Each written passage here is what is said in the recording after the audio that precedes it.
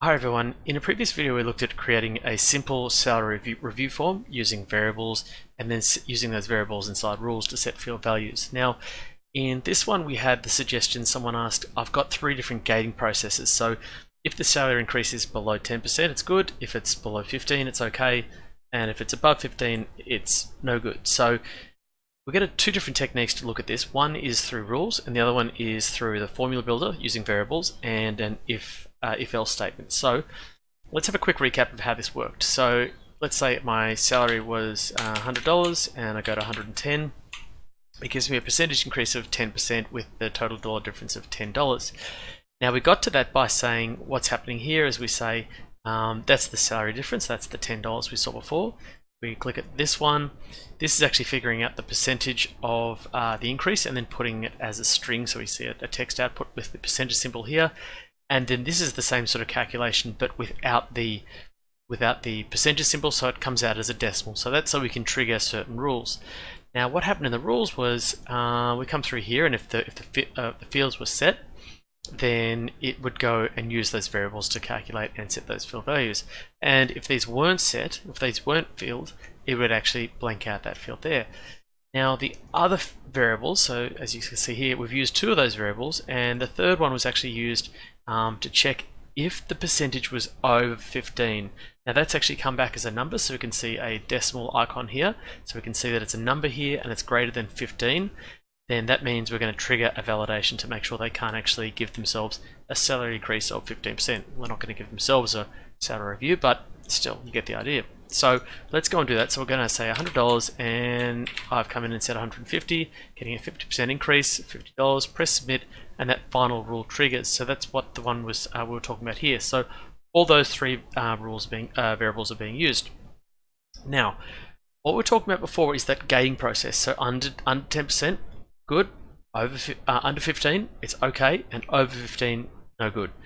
So there's a couple of different ways of approaching this. The first thing is through rules. So what we could do is say add a new rule, and we can say under 10%, and so we say if let's say the variable is bar number percentage increase, so that's that calculation. Let's have a quick look at it.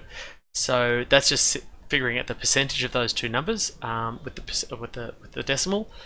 So we're going to use that. We're going to insert that one. So press cancel and insert that one. And if that is less than, or let's say less than or equals to 10, then we're going to say the label control we saw at the bottom. Text is under or equal to 10%. It's all good. So what we could also do is we could actually blank out that label as well. So if this was under $10, it is setting the field value, and if you don't want it to show the text, you could actually just put it as blank, as like an inverse rule. So if this condition is true, it's going to do this. If it's not true, it's going to blank it out. So we're going to create that rule. So we're going to say if it's 10 or $100, 110, it's all good. Now if I make that something like 40, it's blanked it out. So we don't really want that inverse rule to happen when we have more rules. So we're just going to delete that one for the moment and update that rule. Now we want to create a second rule, which is very, very similar. So I click the clone button. So just to do that again, you can click on the clone button and copy that rule. And what we're going to do is say 15%.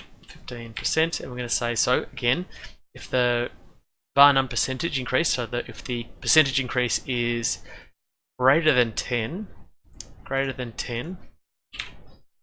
and it's less than, so oops, the var number, so we insert that one, and it's less than or equal to 15, then we're going to show a different message. So it's under or equal to 15, then it's okay. It's not good, it's okay.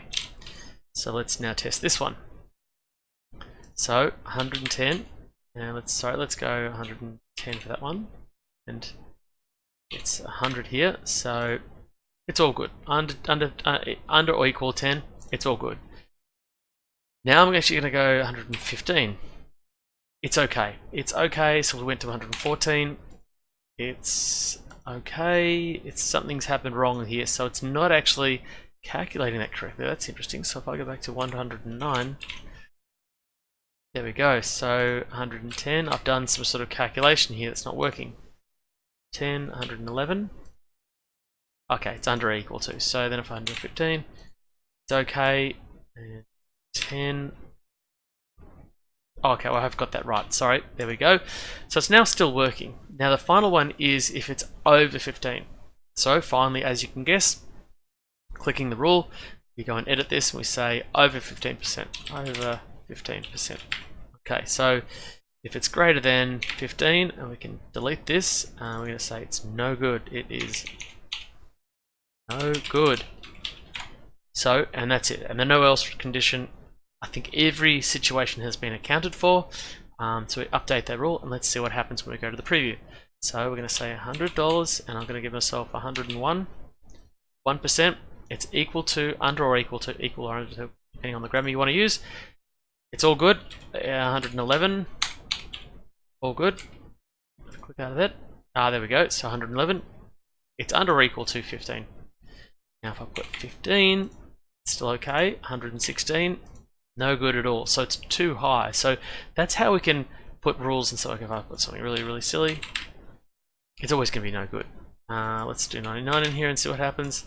It's, well, hey, we can put our salary review backwards if we really wanted to, and it's still going to say, hey, it's all good because it's under the 10%. Now that's one way you could actually do that, and what I'm going to do here is actually just disable these for the moment because I don't really want them. So coming back to here, it's back to the old way the form worked, and it just goes and gives me percentages and those sort of things. So let's actually make that a bit easier to understand. Let's do 10%, there we go. So back to the old way. Now what you could then do is take it a step further, and this might be for more complex scenarios depending on what you're doing. We could go and create a new variable. So what we could do is say label calculation, whatever we want to call it. The outcome is going to be text because we just want to give them a message. So we say if else, and we can say the num percentage is less than 10, then it's under 10%. It's all good. Now we can just put that to blank for the moment. So we'll just go and put that variable in there. So let's go and test that out. Then we want to go and do a rule. So we can use this one if we wanted to. So we can go, this is setting the two fields, and we'll have another one, and we'll say set the label value text, to the variable we've got before. So it was the label calculation. So I'm going to insert that one, and let's see if that actually works.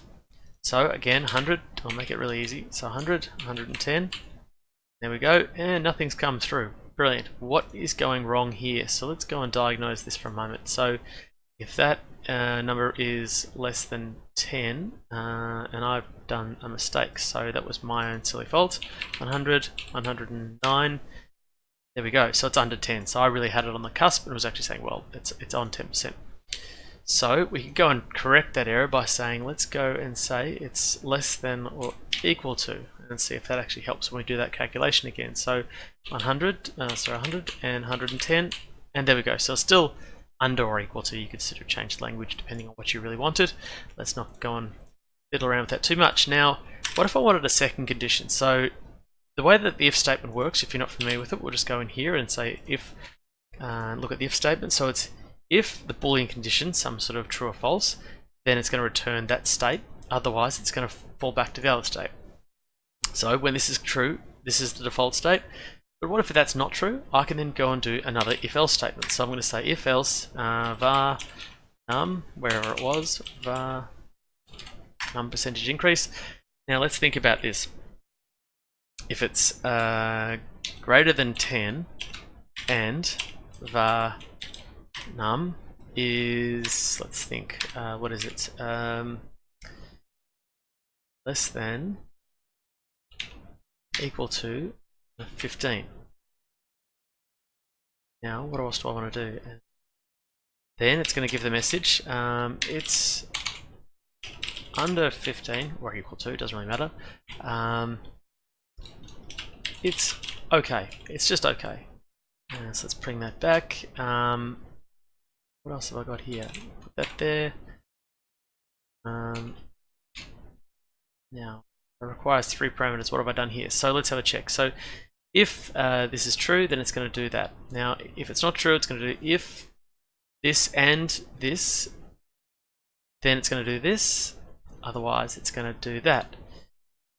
That bracket is the end. Actually, I think we've got too many here. There we go. Okay. Now let's have a look at this. So it's getting a little bit crazy, I know. This is where sometimes I break out into brackets or any sort of code editor to sort of have a look at my logic and paste it back in. Let's go and test it out and see how it works. So 110. It's all good. Now let's go up to 115, see what happens. It's under 15. It's okay. So I could put 2000 if I want. Not going to work. So if I go to variables, look at the logic. So it's if it's under 10 and it's over 10 and less than or equal to 15. So it's really catching that. It's actually catching that. And so finally we've got this one here, which is just returning blank. If it's not true, it's returning blank. So this is where we can do our final catch-all. We can say we don't have to put another if-else statement, because if it's under 10, it's going to be 0 or negative. That's fine. If it's between 10 and 15, it's okay. Otherwise, the final catch, or you could actually do another one if you really wanted to. Let's do another one. So let's say if else, and we could say var num is what do we say, less than or equal to 15. Will that catch it? Less than or equal to sorry, if it's greater than, got that round the wrong way, greater than 15, and it's less than or equal to, sorry, var num, our variable there, and let's put that down there, it's less than, sorry, got it the wrong way, less than or equal to 20, have I got that right? Now we're going to do, it's on the border, it's under 20%. It's getting bad. And then we just closed it off there. So they've got our logic there. So let's go and update that. Let's go back to our previews. Let's go to 100 and let's go to 120. Okay. It's under 20. It's getting bad. I forgot a full stop there. Let's go and fix that up. I don't think I could live with myself with that incomplete sentence there. Okay, let's go back there. So 100, 120. There we go, it's getting bad. So let's say it's 19 and getting bad. Okay, so I've done some sort of calculation stuff up there. So let's have a look. So if it's less than or equal to 10, it's all good. If it's greater than 10 and less than or equal to 15, it's okay. Now we've got, if it's greater than 15 and it's less than or equal to 20, well, that's greater than. So that's yeah, it's greater than 15 and less than or equal to 20. It's getting bad. What have I done wrong? Preview 100, 19. It's under 20. Oh, sorry, I've gone mad. So then I have to put 15. And there we go. So it's starting to work, and now we're going to do a final one here. And let's say it's over 20%. Let's really have a look at this. So as you can see, you can do some very, very complex logic, and it can start getting very advanced. So now we're going to say, let's say 100 and 150. I'm feeling very generous. It's over 20. Let's really have a look at this. This is getting silly. So that's kind of two ways you can kind of do some fairly complex logic around if-else statements, because you might have some gating. So you could do it through rules, mind you, then it has 3 different rules or how many gates you need. And you could also do it through variables. So you can have a lot of, where's it gone? Sorry, this one here. So you can have some quite complex logic daisy chaining through. So hopefully that helps people get an understanding, and sometimes it helps to put this in brackets or something like that, or notepad if you wanted to. So you could say, come in here and just have a bit more of a read of it, and you'd go, so let's go here, whoops, let's go back, and you can format it through here, and you can have a look and see what you're doing. Really space it out a bit and see if you've got bullet points at the end of everything. There we go, it's all good, grammatically correct. And then you can sort of get an idea if all your brackets are closed. And then once you've got it there, you can Control C, and Control V. And what happens if I want to close something, it'll actually tell me, okay, something's not right. It won't actually let me update. So now I can go and update that and push that through. So hopefully that's useful too. There's two ways that you can go and have some sort of gating logic using the rules, or more of the variable builder as well. Hope that's helpful to you. Cheers.